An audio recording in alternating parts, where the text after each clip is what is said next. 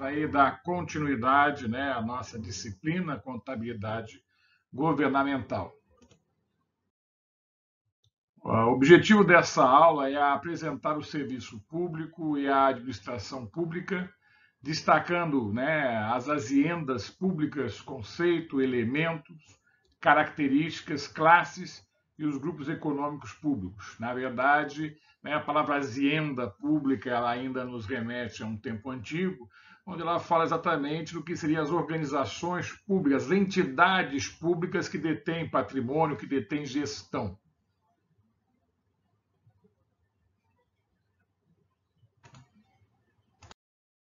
Conceito de serviços públicos.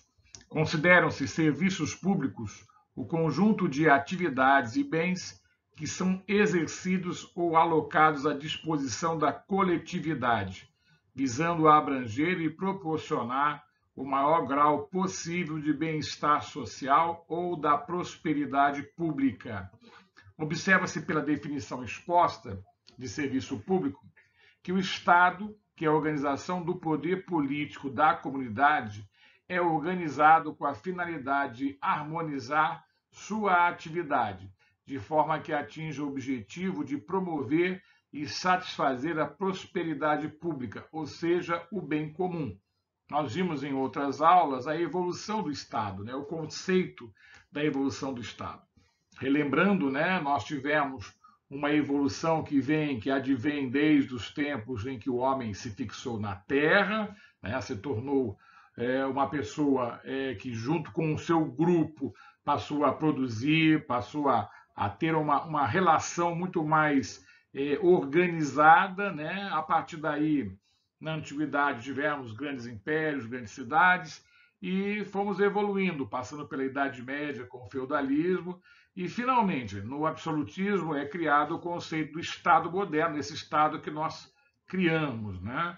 Esse Estado moderno vai sair do absolutismo monárquico e vai entrar depois, através da Revolução Francesa e dos conceitos de liberdade, igualdade e fraternidade, vai passar pelo conceito de república e é onde estamos atualmente. Isso é muito importante porque é o próprio conceito do que é o serviço público e o bem público, né? Inicialmente, você vê que todo mundo era dono daquilo que tomava posse, né? Ou seja, tomo posse, esse terreno é meu. Hoje nós temos que ter essa ideia. Temos a propriedade privada e a propriedade de todos, que é a propriedade pública. O bem-estar da comunidade é, pois, a organização de todos os seus bens particulares e não a simples soma dos bens individuais, como se faz crer o liberalismo, nem a absorção dos bens pelo Estado, como induz o socialismo, residindo a missão do Estado nessa tarefa organizadora e coordenadora. Por serviços públicos, em sentido amplo, entende-se todos aqueles prestados pelo Estado ou delegados por concessão ou permissão sob condições impostas e fixadas por ele, visando a satisfação de necessidades da comunidade. Daí conclui-se que não se justifica a existência do Estado senão como entidade prestadora de serviços e utilidade aos indivíduos que o compõem. Bom, aí é aquela reflexão, né? Nós já falamos da teoria contratualista do Estado, em que a gente assina um contrato e delega ao Estado a capacidade de organizar a nossa vida, né? Essa é a ideia do Estado, o Estado a serviço do cidadão. Serviço privativo do Estado. Assim, na exigência das atividades exercidas diretamente pelo Estado, existem serviços que, pela sua natureza, exigem a centralização e competem exclusivamente, né? E são exclusivos, dentre os quais podemos mencionar os que dizem respeito às relações diplomáticas e consulares, os que se referem à defesa e segurança do território nacional, os concernentes à emissão de moeda, entenda-se não a fabricação de moeda, evidentemente que eu posso, mas sim a quem tem a competência para autorizar essa emissão de moeda e controlar. E os de controle, né, e fiscalização de instituições de crédito e seguros. Também aqui a manutenção do serviço postal e do Correio Aeronacional. Parece antigo isso, né? Mas entendam, né? A gente está falando aqui, na verdade, do sentido da comunicação, que promove a integração, né? Hoje nós temos aí serviços que até substituem esse Correio Aéreo Nacional, mas ainda o conceito é o mesmo. Os relativos ao estabelecimento e execução de planos nacionais de educação e de saúde, bem como planos regionais de desenvolvimento. Os que se relacionam com o poder de polícia, né? O poder de polícia é do Estado e segurança pública, os que garantem a distribuição da justiça e outros que exigem medidas compulsórias, né, em relação aos indivíduos.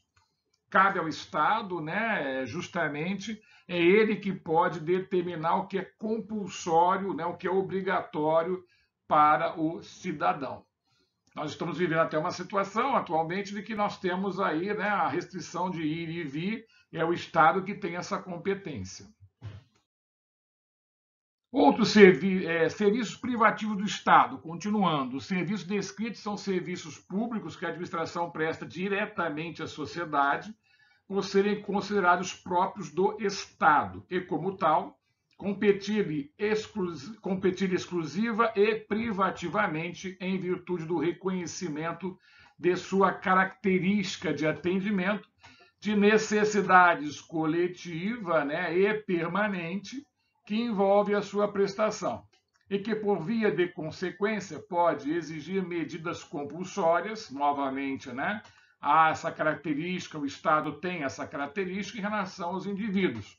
Aliás, medidas compulsórias impostas através de preceitos constitucionais. Evidentemente, a relação entre o cidadão e os cidadãos e o Estado tem que estar na Constituição e, por isso mesmo, incontestável. A Constituição é o nosso contrato social com o Estado.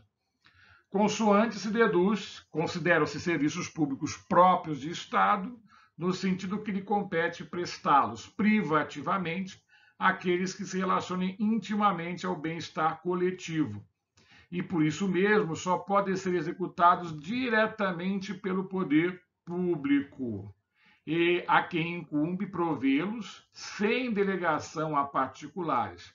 Pode-se concluir, objetivamente, que ao Estado cabe a promoção dos serviços que proporcionam à sociedade bens que não possam ser alcançados pelas atividades particulares.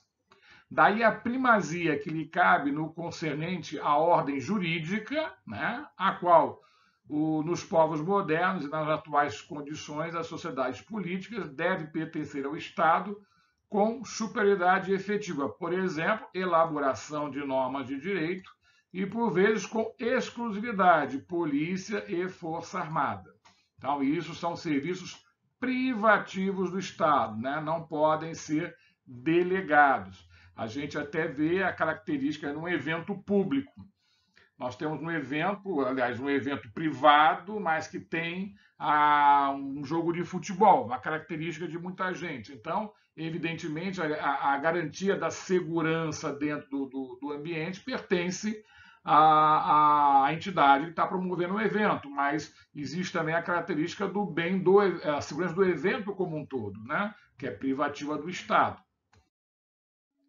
E vamos falar agora de serviço de utilidade pública, né? O que vem a ser? Serviços de utilidade pública são os serviços públicos prestados por delegação do poder público.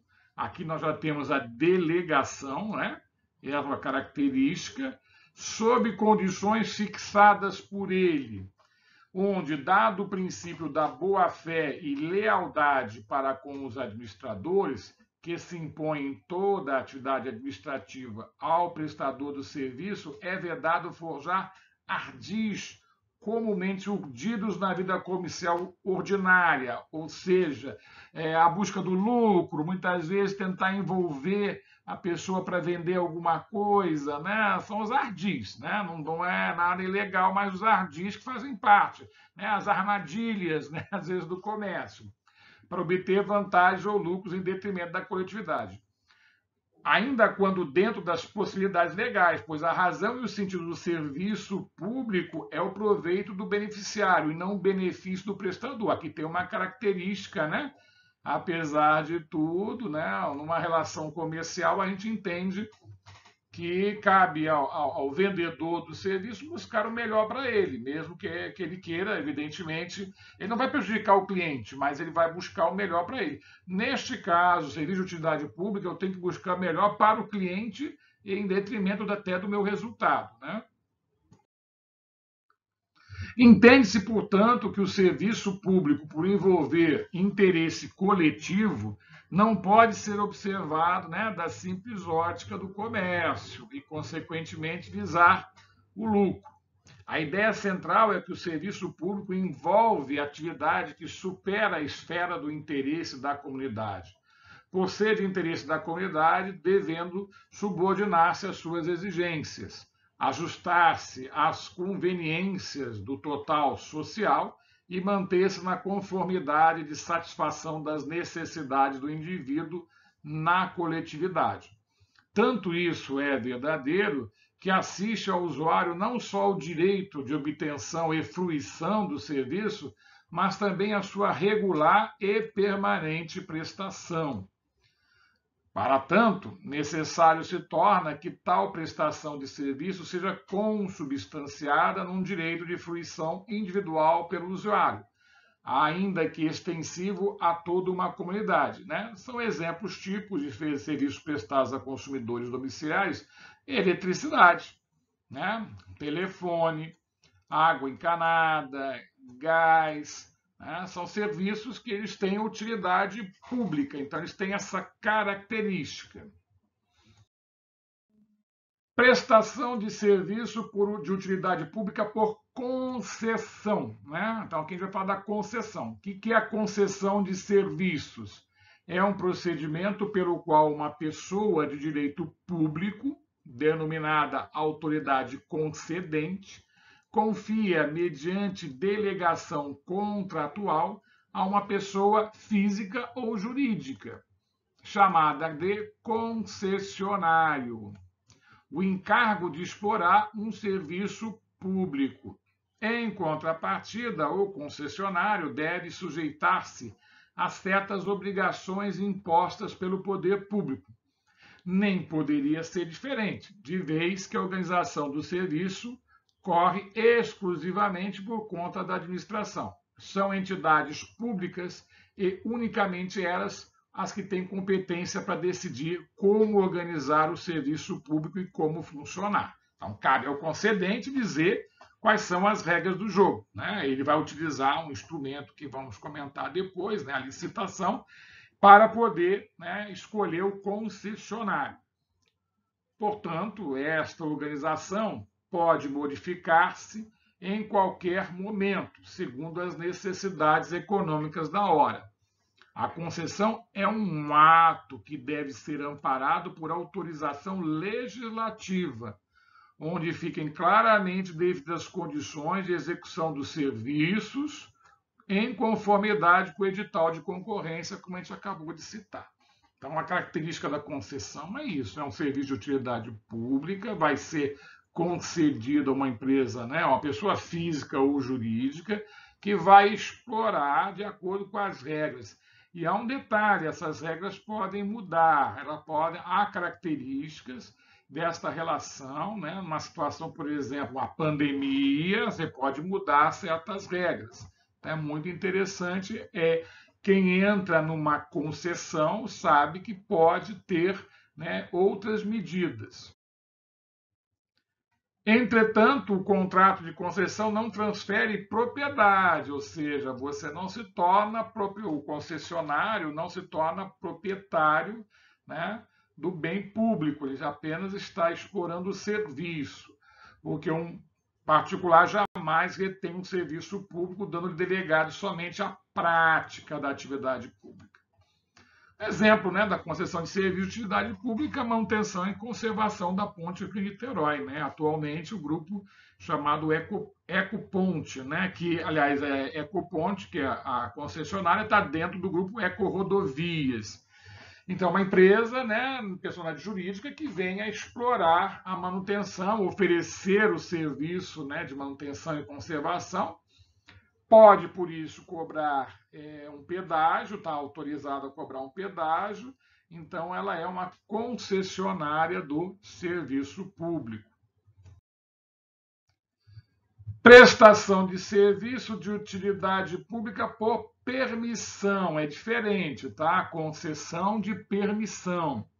Prestação de serviço por permissão é o procedimento através do qual uma pessoa de direito público, denominada autoridade permitente, faculta, mediante delegação a título precário, a pessoa física ou jurídica, chamado permissionário, a execução de obras e serviços de utilidade pública ou o uso excepcional de bem público, podendo ser otorgada de forma gratuita ou remunerada, atendendo a condições estabelecidas pelo poder público. É uma característica, né? Normalmente, por exemplo, um restaurante dentro de um órgão público cujo objetivo seja atender aos funcionários, né, daquele órgão, podendo até conceder permissão, né, para que outras pessoas, né, fora dos funcionários possam almoçar ou não. E o que ele está fazendo? Ele está explorando o espaço público, né? Mas ele não está fazendo, né? É um serviço de utilidade pública, mas não está voltado para a nação como um todo, para o povo como um todo. Então, a gente chama normalmente então, de permissionário, é um instrumento diferente. Agências bancárias, normalmente em órgãos públicos, né, ou chamados postos de atendimento, são permissionários. É uma característica que pode ser utilizada. Por ser ato unilateral da administração, de delegação de um serviço ou permissão de uso de um bem público, com característica da precariedade, né, em vista da precariedade, porque pode ser cancelado, não há direito, né, do permissionário sobre o que está sobre o bem público, em vista do fato de que o permissionário não se impõe a necessidade de dispor de grandes importâncias para exercer a atividade, que por já possuir instalações e equipamentos adequados ou facilmente adaptáveis. Quer quando seja imprescindível a aquisição de aparelhamento que se firme no solo, mais perfeitamente compensável pela rentabilidade que proporcione, ainda que considerado curto prazo, que em muitos casos os serviços não são permitidos.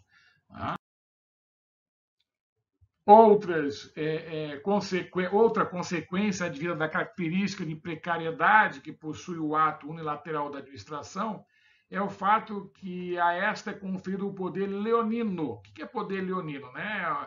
Toda vez que você diz causa leonina, é causa imposta, né? Não é uma causa que atende normalmente aos dois, né? As duas partes. A causa leonina ela é normalmente favorável a um só, no caso, o Estado, que lhe permite, né, a possibilidade de revogar a permissão a qualquer momento, sem que caiba ao permissionário qualquer direito à indenização.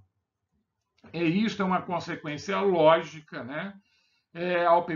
Isso é uma consequência lógica, pois se atentarmos para o fato de que a permissão é um ato unilateral da administração delegado a título precário, onde o permissionário, ao assumir tal encargo, avoca os riscos da precariedade, ou seja, ele concorda. Por isso mesmo, procura despender o valor financeiro mínimo possível, né? E o que minimizaria as consequências econômicas eventualmente advindas da revogação da permissão. Seria um ato discricionário da administração. Daí, porque toda a permissão traz implícita a condição de ser, em todo momento, compatível com o interesse público e, por conseguinte, revogável ou modificável pela administração, sem recurso algum por parte do permissionário. A permissão de serviço ou de uso de bens públicos, sempre a título precário e transitório, será otorgado por decreto após o edital de chamamento, né, de interessados. Aí, normalmente, vai ter um ato público, né? Vamos ter também aí a possibilidade. Então, se eu quero Tem uma agência bancária dentro do meu órgão, eu tenho que fazer um processo licitatório, um chamamento, né, para conceder essa permissão. Sempre, sempre tem que ter esses chamamentos, né? Há ainda outros aspectos constitucionais que mereceriam, né, ser analisados. Entretanto, esse trabalho não pretende nem afinidade de teoria jurídica, mas tão somente bem delimitar o entendimento de serviço público, visando objetivamente circunscrever ao estudo da administração pública e alguns de seus aspectos configurados como direito financeiro, ou seja, planejamento, orçamento e controle pela contabilidade pública.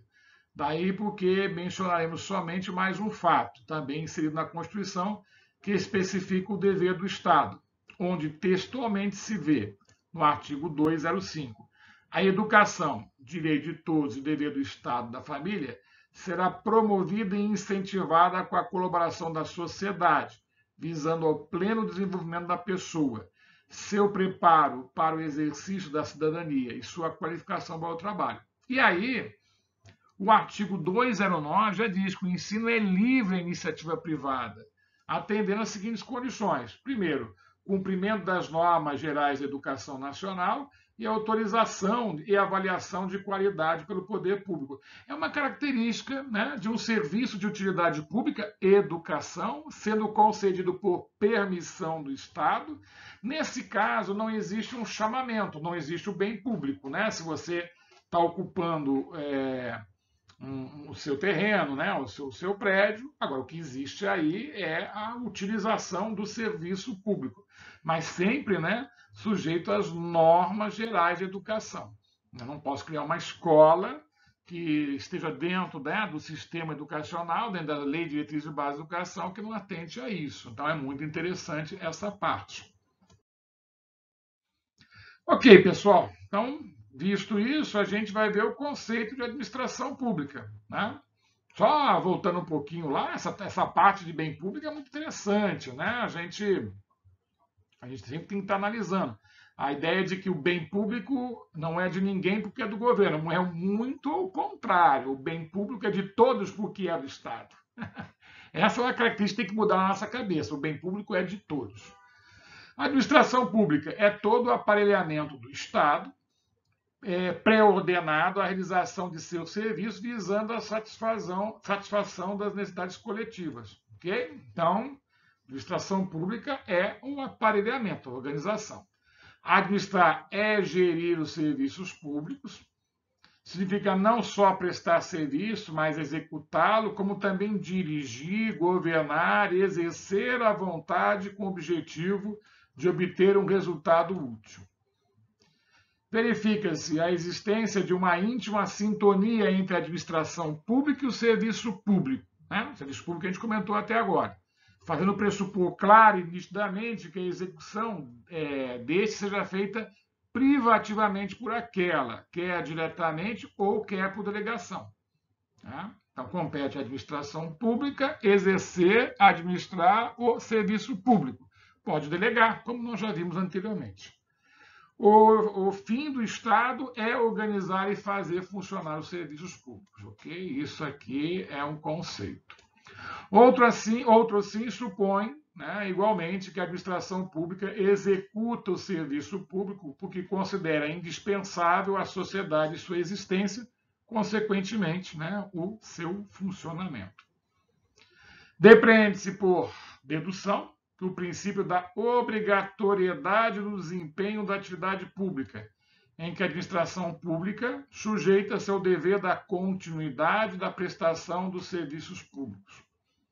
Neste particular, né, Celso Antônio Bandeira de Mello, né, um jurista notável, descreve que o interesse público que a administração incumbe zelar encontra-se acima, né, de quaisquer outros, e para ela tem o sentido de dever de obrigação. É obrigada a desenvolver atividade contínua, né, compelida a perseguir suas finalidades públicas. E como é a organização política administrativa brasileira? Primeiramente, devemos dizer que no exercício, né, de sua função fundamental de promover o bem comum, O Estado é a organização política do poder. Okay? Quando a gente fala organização política, vamos lá, né? A gente sabe, e a gente já discutiu isso, que a política, né, da sociedade, os interesses, os conflitos de interesses que são representados pela política através, né, hoje, de partidos políticos, de organizações sociais, né, seus sindicatos, esses organismos, eles exercem a política, mas é o Estado que tem a organização política, né, desta política. Pode-se definir, portanto, o Estado como a nação politicamente organizada. Cabe, nesse ponto, uma explicação mais detalhada sobre o Estado, e aqui especificamente o Estado brasileiro. O limite espacial dentro do qual o Estado exerce de modo efetivo e exclusivo o poder de império sobre as pessoas e bens é o conceito de território.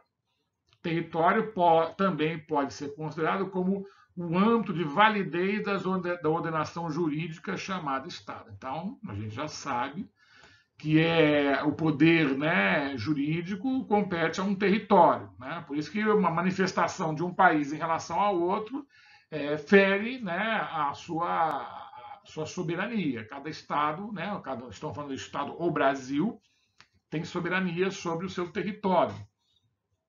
A forma com a qual se exerce o poder político em função do território pode ser de unidade, né, em que se configuraria o Estado unitário, né?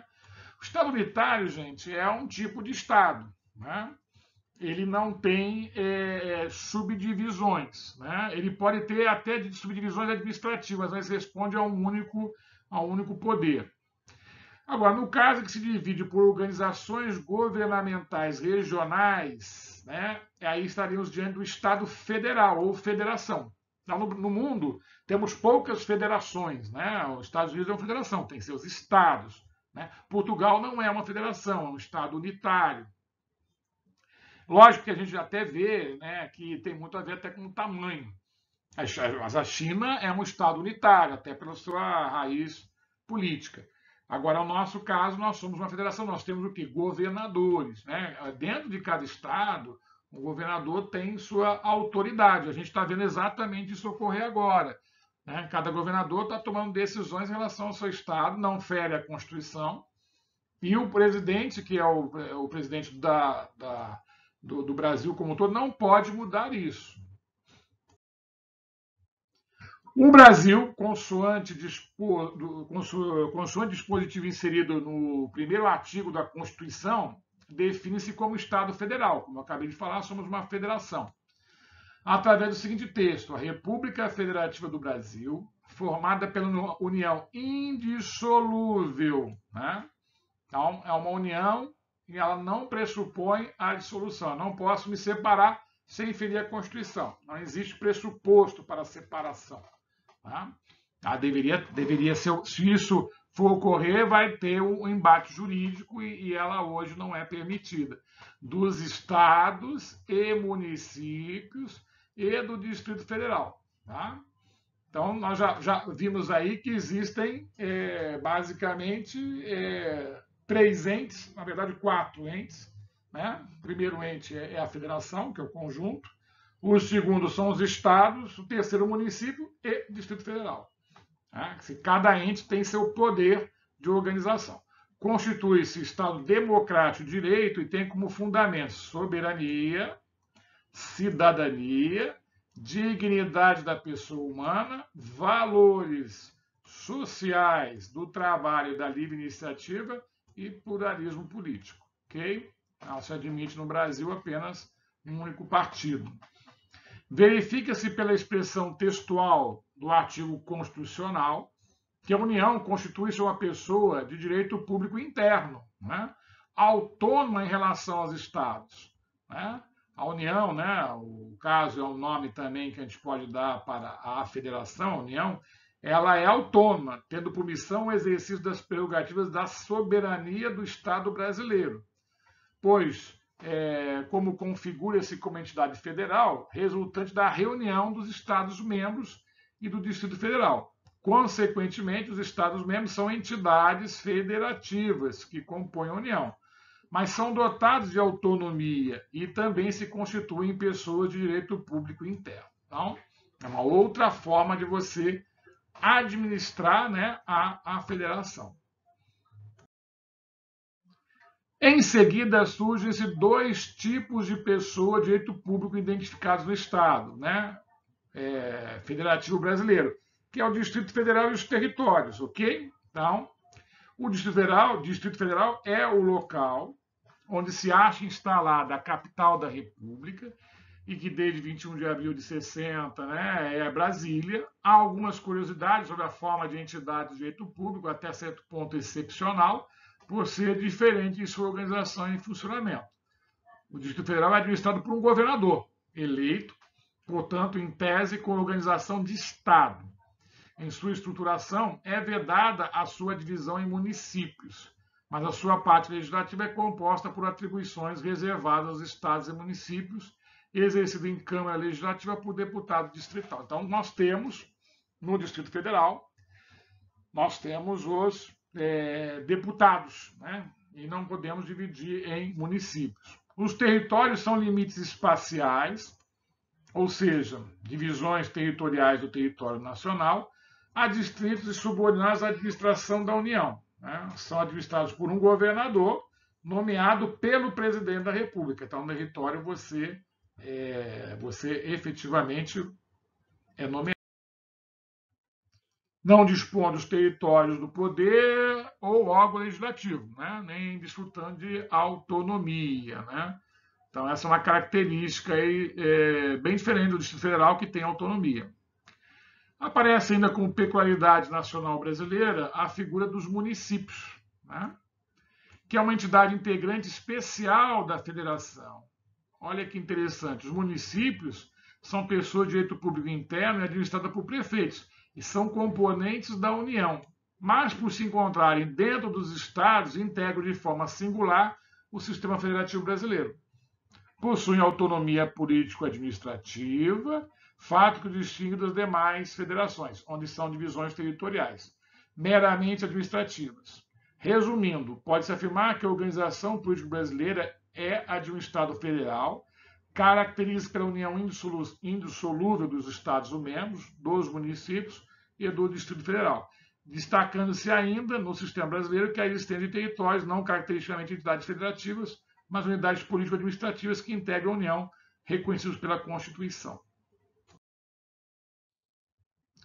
Para exercer ou colocar à disposição da coletividade o conjunto de atividades e de bens, visando abranger e proporcionar o maior grau possível de bem-estar social ou da prosperidade pública, o Estado, aqui entendido como organização do poder político da comunidade nacional, distribui-se em três funções essenciais, né?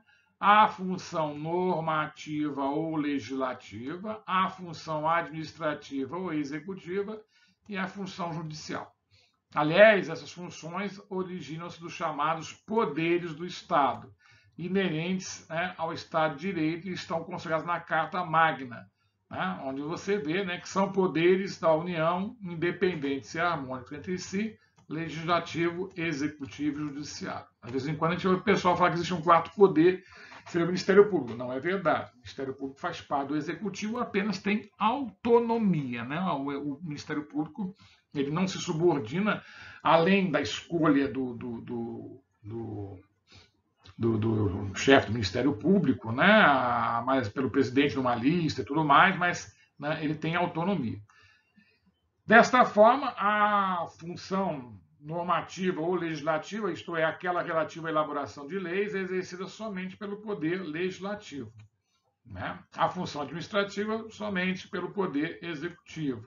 E a judicial, né, que é a aplicação, né, aos litigantes, pertence ao poder judiciário. Lógico que agora aí a gente começa a ver alguns confrontos. Né? A gente vê, por exemplo, lógico, o executivo até propõe, de uma certa forma, algumas leis, né, principalmente aquelas que são normativas em função da organização do Estado. Né? Tivemos agora aí, os 15 dias decretados aí pelo governador do Estado do Rio de Janeiro e prorrogados, é um decreto, né? Vai ser sancionado, vai ser aprovado. Então, a gente vê essas características, né?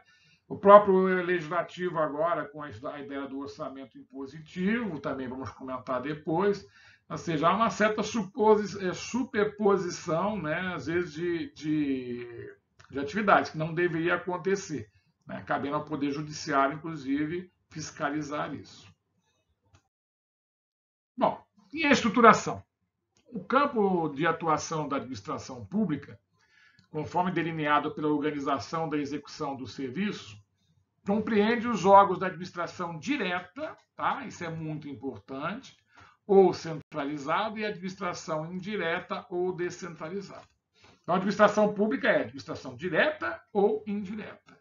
A legislação federal sobre o assunto, ou seja, o Decreto-Lei 200, tá? Ele ainda é em vigor, ele é de fevereiro de 67, ele foi alterado pela 29 de setembro de 69, dispõe sobre a organização de administração federal, tá?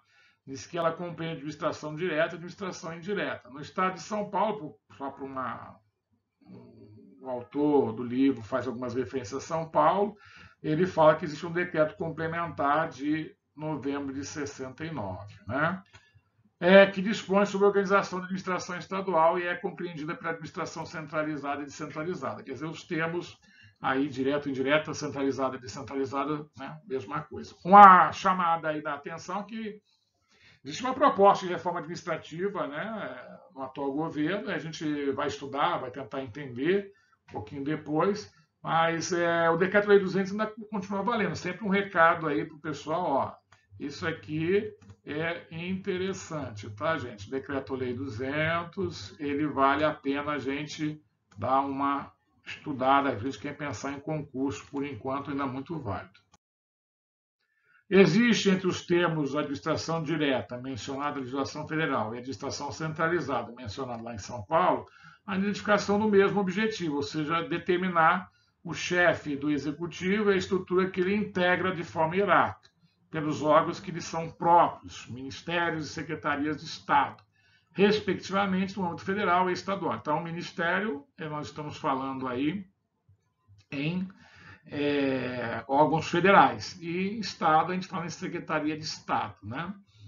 A mesma intenção é verificada quanto aos termos da administração indireta, mencionada na legislação federal. Então, para dizer que, embora algumas palavras diferentes, a legislação de São Paulo está de acordo, né, com a que fala também na nossa federal.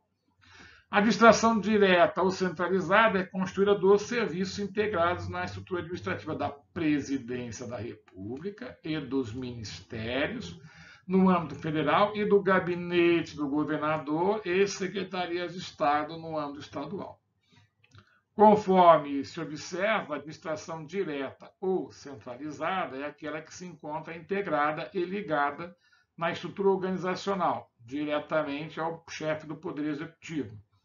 Serviços prestados pela administração direta ou centralizada, embora sejam serviços de competência para decidir sobre eles esteja atribuído entre unidades diferentes, estas, graças à relação hierárquica, prendem-se sempre a unidades superiores, num afunilhamento crescente e contínuo, chegando como estreito final no chefe do Poder Executivo. Realmente é uma cadeia piramidal. Então, os vários órgãos vão reportando, né, ao chefe do Poder Executivo. A administração direta ou centralizada, portanto, tem a estrutura de uma pirâmide, né, como falamos, e o âmbito mais alto no quadro do governo federal é a presidência. A administração indireta ou descentralizada é aquela atividade administrativa caracterizada como serviço público ou de interesse público, transferida ou deslocada do Estado para outras entidades, por ela criado ou cuja criação é por ele autorizada. Né? Na administração indireta ou descentralizada, portanto, o desempenho da atividade pública é exercido de forma descentralizada por outras pessoas jurídicas e de direito privado, no caso, proporcionar ao Estado a satisfação dos seus fins administrativos. Aí vai fazer também uma comparação entre a legislação, né, indireta no governo federal e o Estado de São Paulo, mas é a mesma característica, né? O importante é que as entidades vão ser compostas, então, autarquias, né, Depois, empresas públicas, sociedades de economia mista e fundações, né? É uma característica dessa descentralização. Nós vamos entender daqui a pouco o que é cada uma, que elas são diferentes.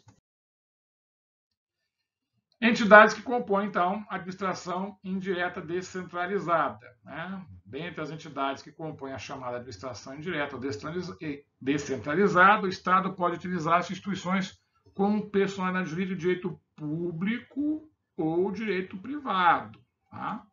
Dependendo do serviço que pretende transferir, que por força de contingência ou de conveniência administrativa, as entidades de personalidade jurídica de direito público podem ser constituídas para execução de atividades típicas da administração pública, ou seja, estatais específicas. Por sua vez, as entidades de personalidade jurídica do direito privado, também chamadas entidades paraestatais, por estarem ao lado do Estado, geralmente podem ser constituídas, né, ou autorizadas para a execução de atividades de seu interesse público, mas dificilmente para um serviço privativo, né? Ou seja, a característica é você criar uma empresa, né, ao lado do Estado, mas a finalidade não é privativa do Estado. Autarquias, né? Então vamos lá. A autarquia é a forma de descentralização administrativa através da personificação de um serviço retirado da administração centralizada, e por essa razão a autarquia só deve ser otorgado serviço público típico. Tá? Então a autarquia ela é tipicamente um serviço público, né, do Estado, e não atividades industriais ou econômicas, ainda que de interesse coletivo. A autarquia geralmente são indicados serviços que requeram maior especialização e, consequentemente, né, uma organização adequada. Autonomia de gestão. Né? Alguém pode perguntar, mas por que eu crio uma empresa denominada autarquia, né, se eu tenho, né, essa capacidade dentro da administração direta? A ideia básica é dar autonomia. Tá? A gente vai ver com o exemplo de autarquia, por exemplo, a universidade. A universidade goza de autonomia administrativa. Né?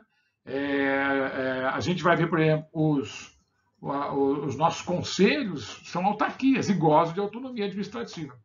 Então, é um serviço público, né, típico, mas exercido por uma entidade do Estado, mas com autonomia. Então, a autarquia é um serviço autônomo criado por lei, tá? Tem que ser criado por lei. Então, já sabe, se é criado por lei, é proposto pelo Executivo, aprovado pelo Legislativo, né? Com toda essa característica.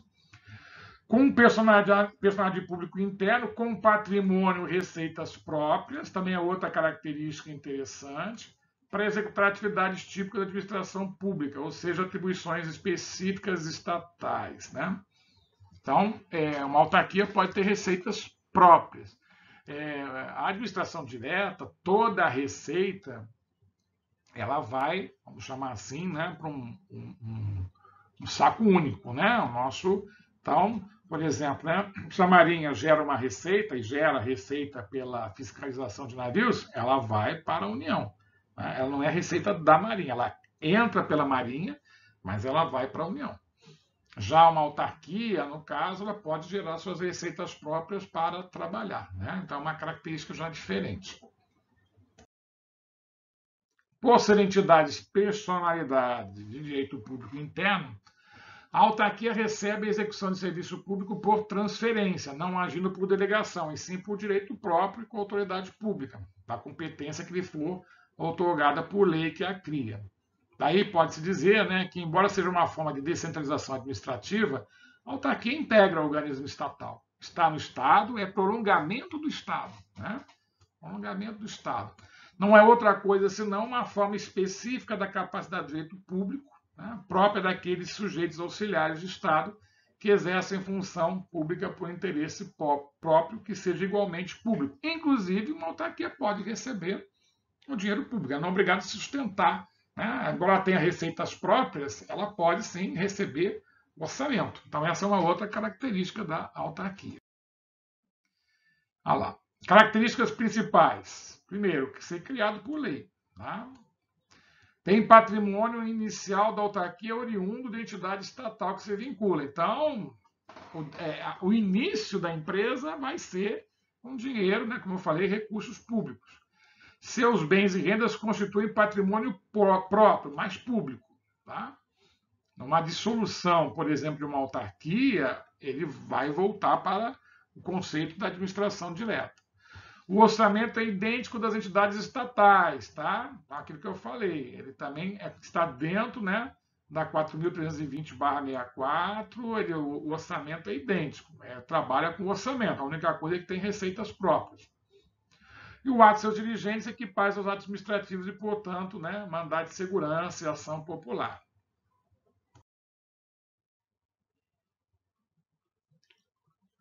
As despesas relativas a compras, serviços e obras estão sujeitas às normas de licitação, tá? Como qualquer órgão do governo. O pessoal sujeita-se ao regime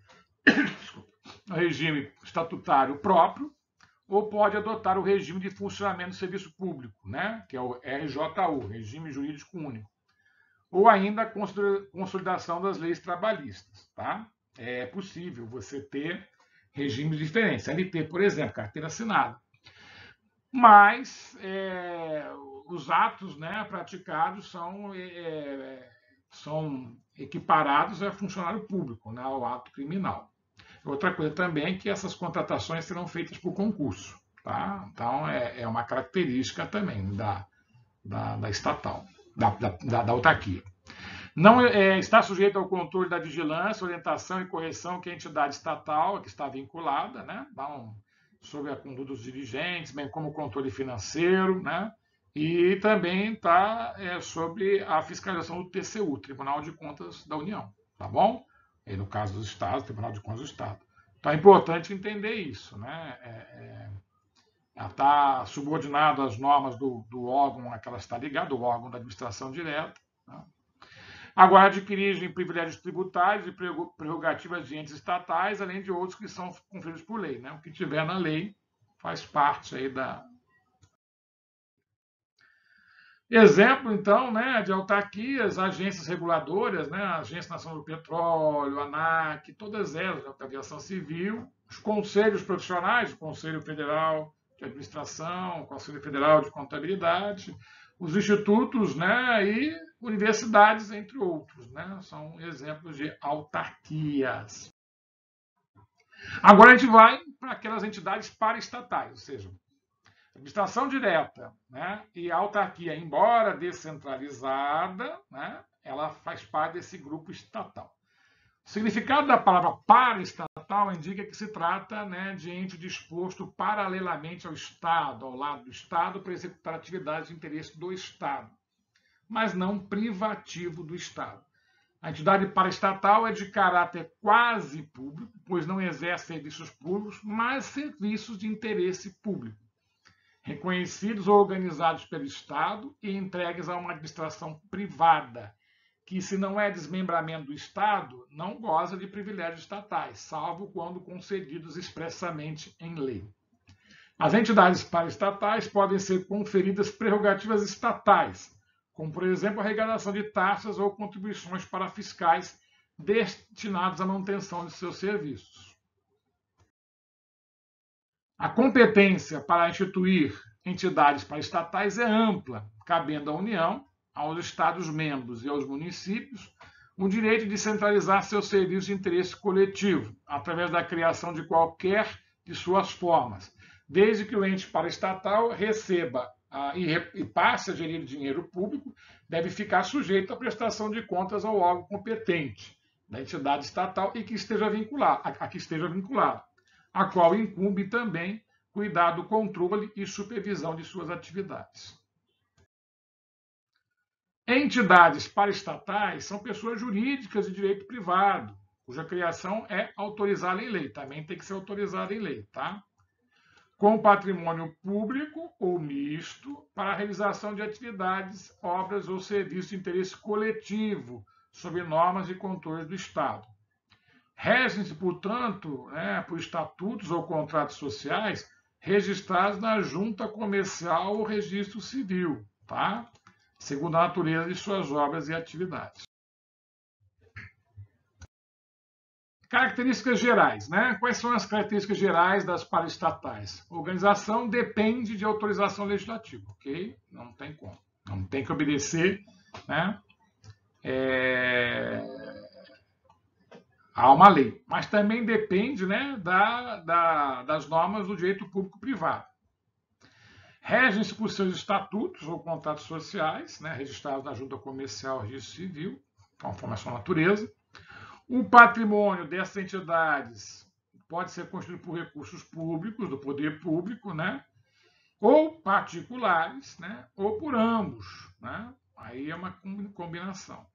A administração de tais entidades, né, a administração de tais entidades varia conforme o tipo de modalidade que a lei determinar, sendo possível uma direção unipessoal ou colegiada, né, até com a presença ou não de elementos do Estado. É uma característica. Possuem autonomia administrativa financeira, né, muito importante, são apenas supervisionados por entidade estatal que estiverem vinculados, né, através da ação de orientação, coordenação e controle. Né? Podem, inclusive, ajustar-se ao Plano Geral de Governo. Quando a gente fala apenas, são supervisionados. O controle, né, vai depender do tipo de empresa que estamos falando. Né? Não possuem privilégios tributários ou processuais. Né? Você é uma empresa. A realização de despesas com compras e serviços ou obras sujeita ao sistema licitatório especial, né? Através da edição de regulamentos próprios. Quer dizer, é feita uma licitação, mas não exatamente como, né, a legislação da licitação prevê, a 866/93. Quer dizer, a gente está falando aí de uma legislação, mas é obrigatório ter um rito processual estabelecido. O pessoal sujeita-se a CLT, né? Os atos empregados para fins criminais, por determinação do Código Penal, equiparam-se a de funcionários públicos. E os dirigentes são equiparados aos atos de autoridades sujeitos a mandado de segurança e ação popular. As entidades, e também o pessoal de organizações paraestatais também tem que ser admitidos por concurso. Né?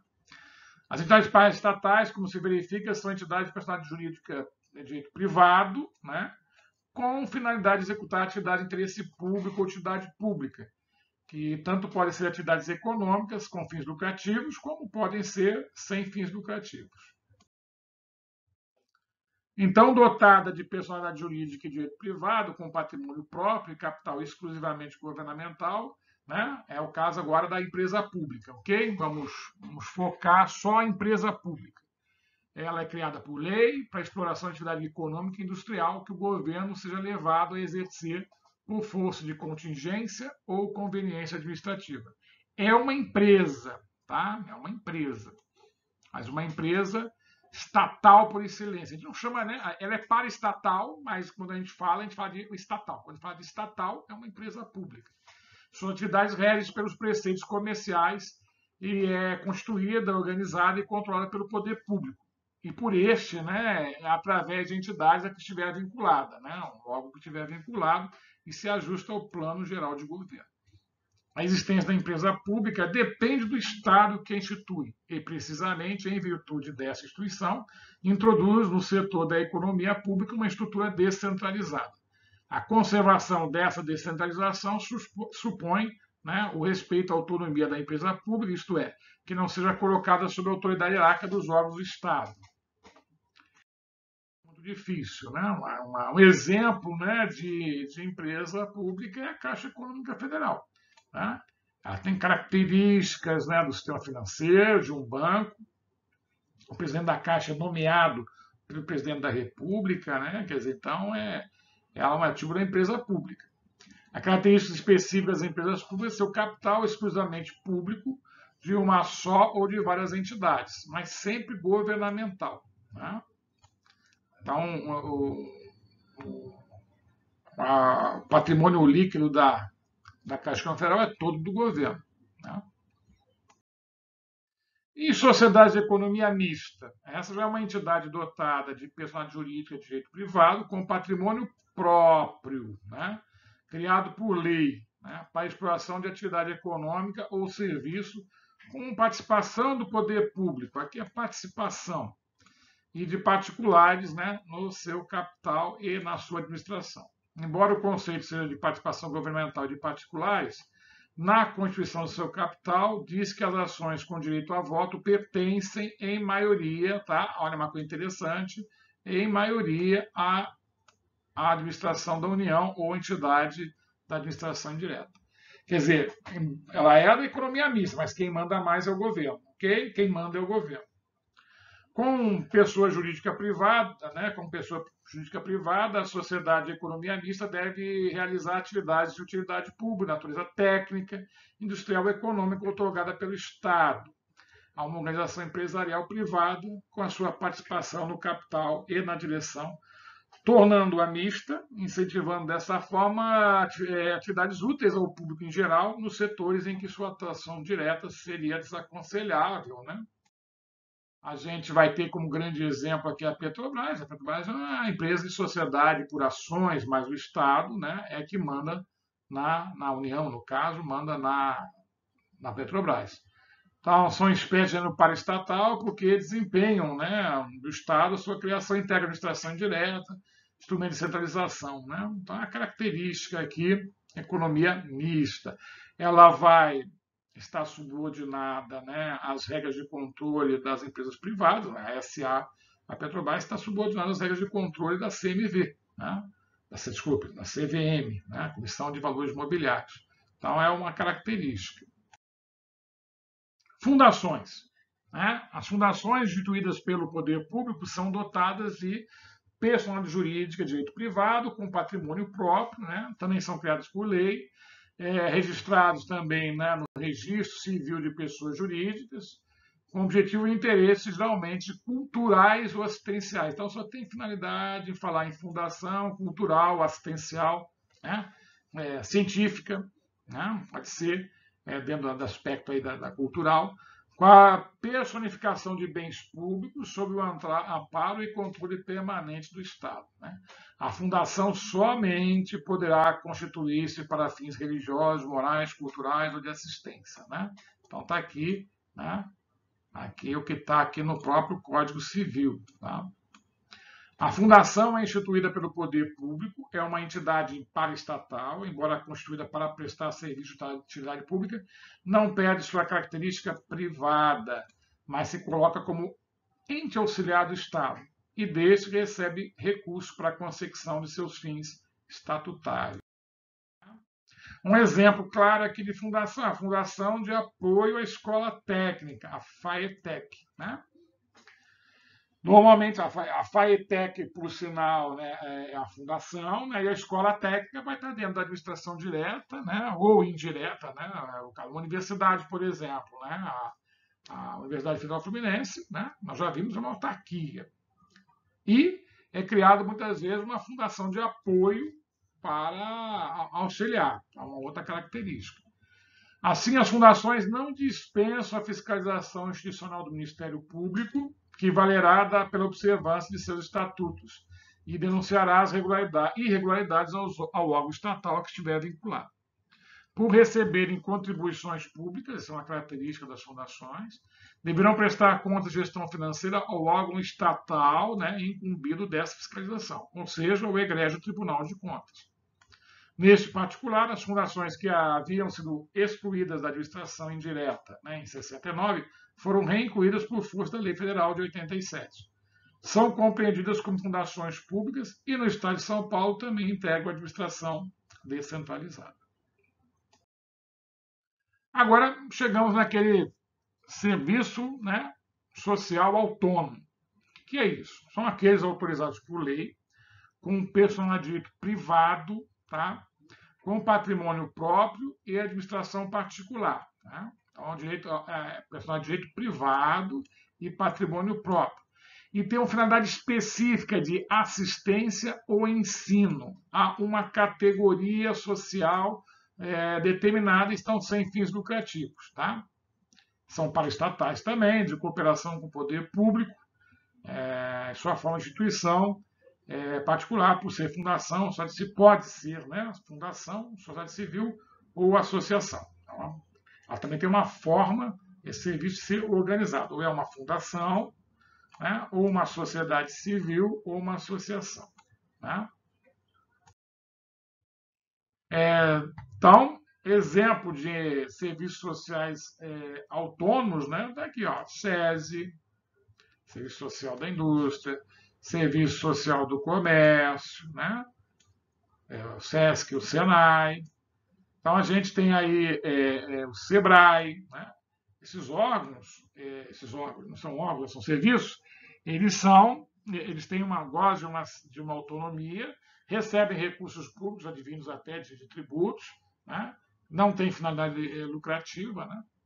E são autônomos, organismos nos moldes das empresas privadas, compõem sua diretoria sem ingerência estatal, né?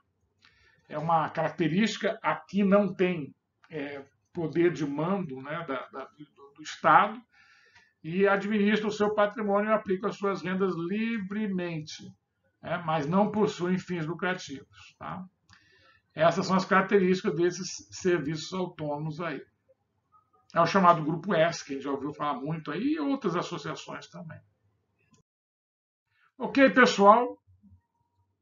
Então, finalizando, né, a nossa aula, em termos de apresentação, e depois ficaremos com as dúvidas, né, sugestões e críticas. Muito obrigado e até a próxima.